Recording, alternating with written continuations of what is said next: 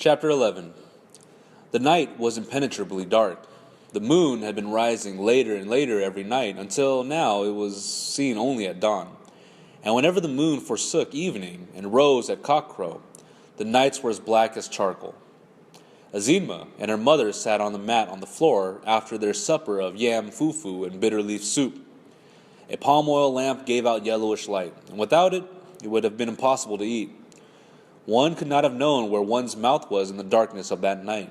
There was an oil lamp in all 4 huts on Akonko's compound, and each hut, seen from the others, looked like a soft eye of yellow half-light set in the solid massiveness of night. The world was silent, except for the shrill cry of insects, which was part of the night, and the sound of wood and mortar and pestle as Nguyen pounded her fufu. Nguyen lived 4 compounds away, and she was notorious for her late cooking. Every woman in the neighborhood knew the sound of Nguyen's mortar and pestle, and it was also part of the night. And Akonko had eaten from his wife's dishes and was now reclining with his back against the wall.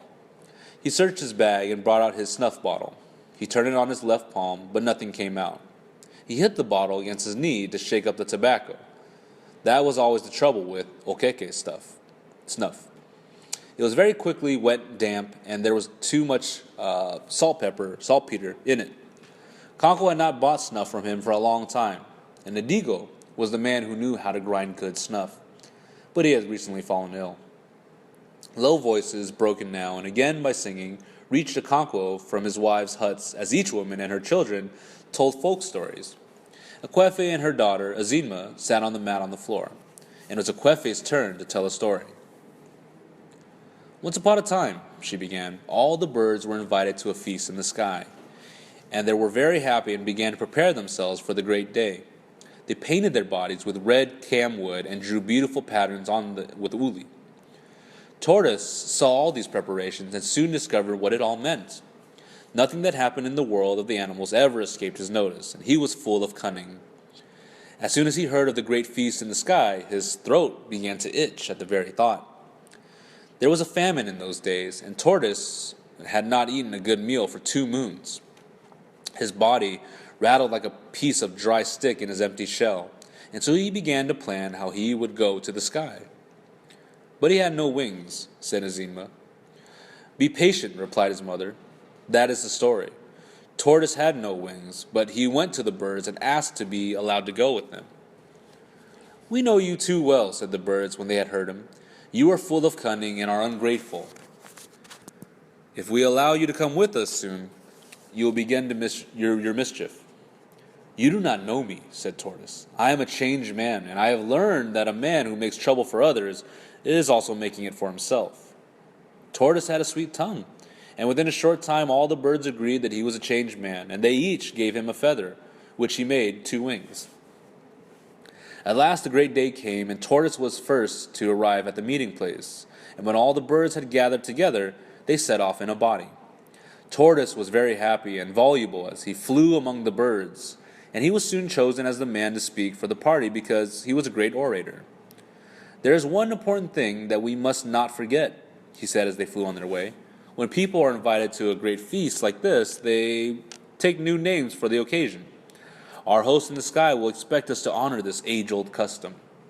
And none of the birds had heard of this custom, but they knew that Tortoise, in spite of his failings in other directions, was a widely traveled man who knew the customs of different peoples. And so they each took a new name. When they had all taken, Tortoise also took one. He was to be called All of You. At last the party arrived in the sky, and their hosts were very happy to see them. Tortoise stood up in his many-colored plumage and thanked them for their invitation. His speech was so eloquent that all the birds were glad they had brought him and nodded their heads in approval of all he had said. Their host took him as the king of the birds, especially as he looked somewhat different from the others. And after the kola nuts had been presented and eaten, the people of the sky set before their guests the most delectable dishes Tortoise had ever seen or dreamed of. The soup was brought out hot from the fire, and in the very pot in which it had been cooked. It was full of meat and fish. Tortoise began to sniff out loud. There was pounded yam and also yam pottage cooked with palm oil and fresh fish. There was also pots of palm wine. And when everything had been set before the guests, one of the people of the sky came forward and tasted a little from each pot. He then invited the birds to eat, but Tortoise jumped to his feet and asked, "For whom have you prepared this feast?" "Well, for all of you," replied the man. Tortoise turned to the birds and said, "You remember that my name is All of You. The custom here is to serve the spokesman first and the others later. They will serve you when I have eaten." And he began to eat, and the birds grumbled angrily. The people of the sky thought it must be their custom to leave all the food for their king. And so Tortoise ate the best part of the food and then drank 2 pots of palm wine, so that he was full of food and drink, and his body filled out in his shell. And the birds gathered round to eat what was left and to peck at his bones, and he had thrown all about the floor. Some of them were too angry to eat. They chose to fly home on an empty stomach, but before they left, each took back the feather he had lent to Tortoise. And there he stood in his hard shell, full of food and wine, but without any wings to fly home. He asked the birds to take a message for his wife, but they all refused, and in the end, the parrot, who had felt more angry than the others, suddenly changed his mind and agreed to take the message. "Tell my wife," said Tortoise, "to bring out all the soft things in my house and cover the compound with them so that I can jump down from the sky without very great danger."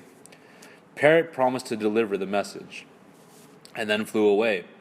But when he reached Tortoise's house, he told his wife to bring out all the hard things in the house. And so she brought out all her husband's hoes, machetes, spears, guns, and even his cannon. And Tortoise looked down from the sky and saw his wife bringing things out, but it was too far to see what they were. When all seemed ready, he let himself go, and he fell and fell and fell until he began to fear that he would never stop falling. And then, like the sound of his cannon, he crashed on the compound. "Did he die?" asked Azima. "No," replied Akwefi. "His shell broke into pieces, but there was a great medicine man in the neighborhood, and Tortoise's wife sent for him, and he gathered all the bits of shell and stuck them together. That is why Tortoise's shell is not smooth." "There is no song in the story," Azima pointed out. "No," said Akwefi. "I shall think of another one with a song, but it is your turn now." "Once upon a time," Azima began, "Tortoise and Cat went to wrestle against yams. No, that is not the beginning. Once upon a time, there was a great famine in the land of the animals, and everybody was lean except Cat, who was fat and whose body shone as if oil was rubbed on it." She broke off because at the very moment, a loud and high-pitched voice broke the outer silence of the night. It was Cielo, the priestess of Ekbala, prophesying. There was nothing new in that. Once in a while, Cielo was possessed by the spirit of her god, and she began to prophesy. But tonight, she was addressing her prophecy and greetings to Okonkwo, and so everyone in his family listened. The folk story stopped. "Ekbala, do, Ekbala, ikinu, oh," came the voice like a sharp knife cutting through the night. "Okonkwo, Ekbala ikeni jio, Ekbala cholu ifu adaya, izimiao o." At the mention of Azima's name, Akwefi jerked her head sharply like an animal that had sniffed death in the air. Her heart jumped painfully within her. The priestess had now reached Okonkwo's compound and was talking with him outside his hut. She was saying again and again that Ekbala wanted to see his daughter, Azima. Okonkwo pleaded with her to come back in the morning because Azima was now asleep. But Cielo ignored what he was trying to say and went on shouting that Ekbala wanted to see his daughter. Her voice was as clear as metal, and Okonkwo's women and children heard from their huts all that she said. Okonkwo was still pleading that the girl had been ill of late and was asleep. Akwefi quickly took her to their bedroom and placed her on the high bamboo bed. The priestess screamed. "Beware, Okonkwo," she warned. "Beware of exchanging words with Ekbala. Does a man speak when a god speaks? Beware." She walked through Okonkwo's hut into the circular compound and went straight towards Akwefi's hut. Okonkwo came after her. "Akwefi," she called, "Ekbala greets you. Where is my daughter Nzima? Ekbala wants to see her." And Akwefi came out from her hut carrying her oil lamp in her left hand. There was a light wind blowing, so she cupped her right hand, to the shelter of the flame. Noe's mother, also carrying an oil lamp, emerged from her hut. The children stood in the darkness outside their hut, watching the strange event. And Okonkwo's youngest wife also came out and joined the others. "Where does Ekbala want to see her?" Akwefi asked. Where else but in his house, in the hills and the caves? Replied the priestess. I will come with you too, Akwefi said firmly. Tufia! The priestess cursed, her voice cackling like the angry bark of thunder in the dry season. How dare you, woman, to go before the mighty Agbala of your own accord? Beware, woman, lest he strike you in his anger. Bring me my daughter. And Akwefi went to her hut and came out again with Azima. Come, my daughter, said the priestess. I shall carry you on my back. A baby on its mother's back does not know that the way is long. Azima began to cry. She was used to Cielo calling her my daughter, but it was different. It was a different Cielo. She now saw in the yellow half-light. Don't cry, my daughter, said the priestess, lest Agbala be angry with you. Don't cry, said Akwefi. She will bring you back very soon, and I shall give you some fish to eat.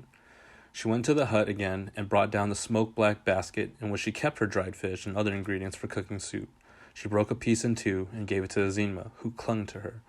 Don't be afraid, said Akwefi, stroking her head, which was shaved in places, leaving a regular pattern of hair. They went outside. The priestess bent down on one knee, and Azima climbed on her back, her left palm closed on her fish, and her eyes gleaming with tears. Agbala do, Agbala ikenyo. Chiela began once again to chant greetings to her god. She turned round sharply and walked through Okonkwo's hut, bending very low at the eaves.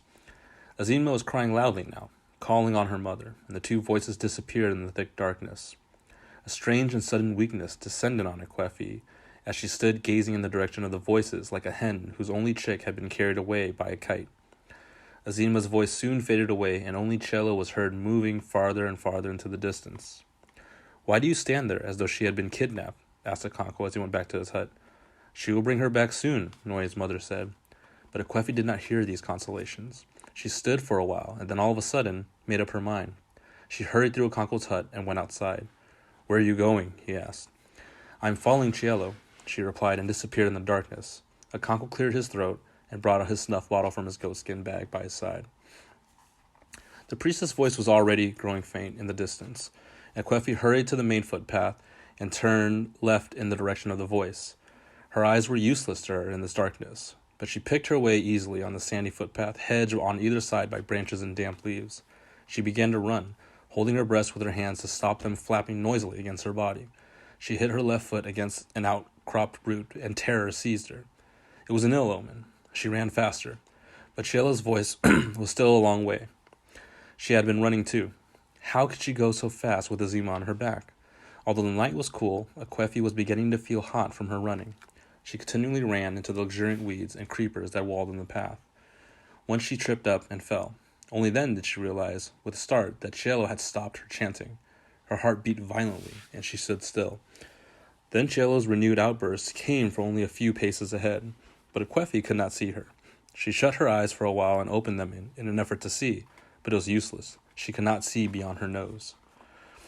There was no stars in the sky, because there was a rain cloud. Fireflies went about with their tiny green lamps, which only made darkness more profound. But Cielo's outbursts, the night was alive with a shrill tremor of forest insect woven into the darkness. Agbala do, Agbala ikenu. Akwefi trudged behind, neither getting too near nor keeping too far back. She thought they must be going towards the sacred cave. Now that she walked slowly, she had time to think. What would she do when she got to the cave? She would not dare to enter. She would wait at the mouth all alone in that fearful place. She thought of all the terrors of the night. She remembered that night, long ago, when she had seen Ogboyoli Odu, one of those evil essences loosed upon the world by the potent medicines which the tribe had made in the distant past against its enemies, but had now forgotten how to control. Akwefi had been returning from the stream with her mother on a dark night like this, when they saw its glow as it flew in their direction. They had thrown down their water pots and lain by the roadside, expecting the sinister light to descend on them and kill them. That was the only time Akwefi ever saw Ogbu Agali Odu. But although it had happened so long ago, her blood still ran cold whenever she remembered that. The priest's voice came at longer intervals now, but its vigor was undiminished. The air was cool and damp with dew. Azima sneezed. Akwefi muttered, "Life to you." At the same time, the priestess also said, "Life to you, my daughter." And Azima's voice from the darkness warmed her mother's heart. She trudged slowly along. Then the priestess screamed, "Somebody is walking behind me," she said. "Whether you are spirit or man, may Iqbala shave your head with a blunt razor. May he twist your neck until you see your heels." And Akwefi stood rooted to the spot. One mind said to her, "Woman, go home before Iqbala does you harm." But she could not.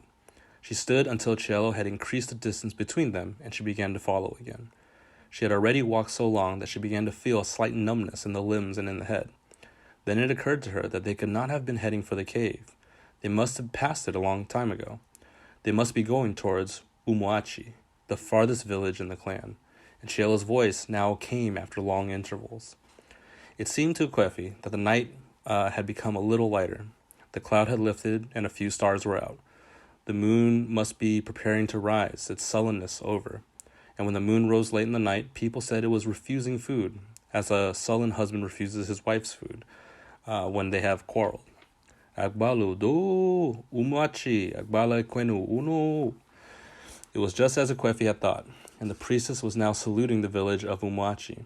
It was unbelievable, the distance they had covered.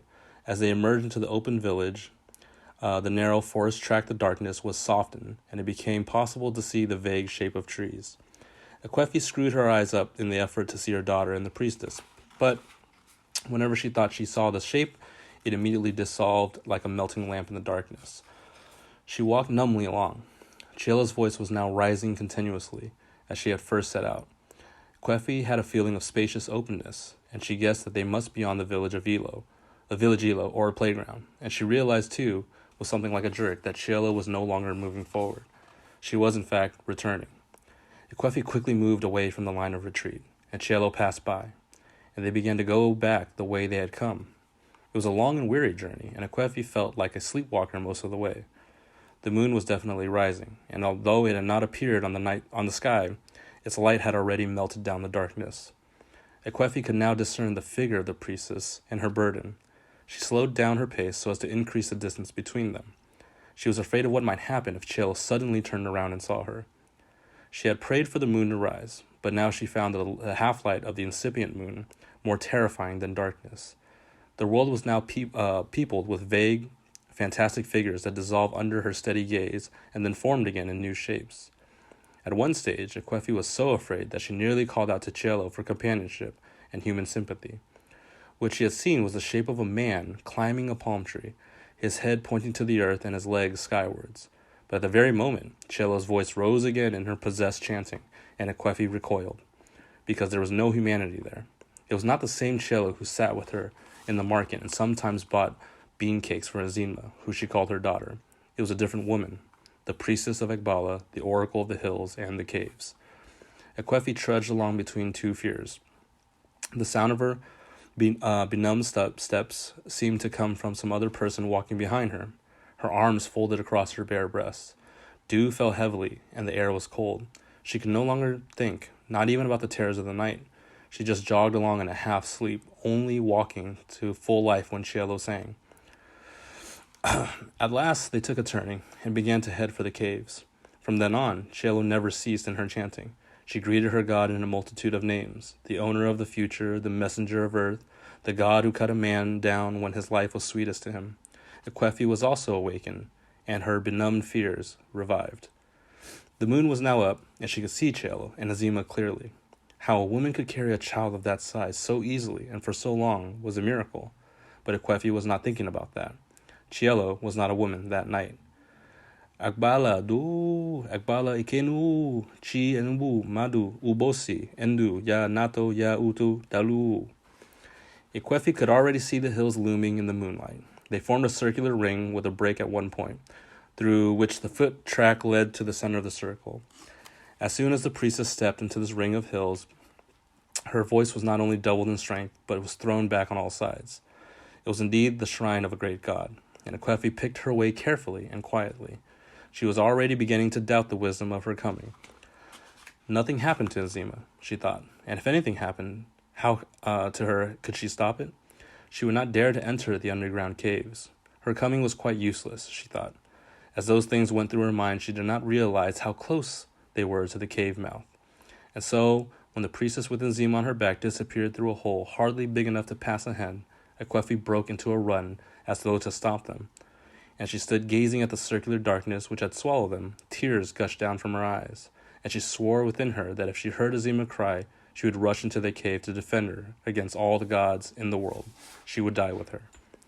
Having sworn that oath, she sat down on a stony ledge and waited. Her fear had vanished. She could hear the priestess' voice, all its metal taken out by the vast emptiness of the cave. She buried her face in her lap and waited. She did not know how long she waited. It must have been a very long time.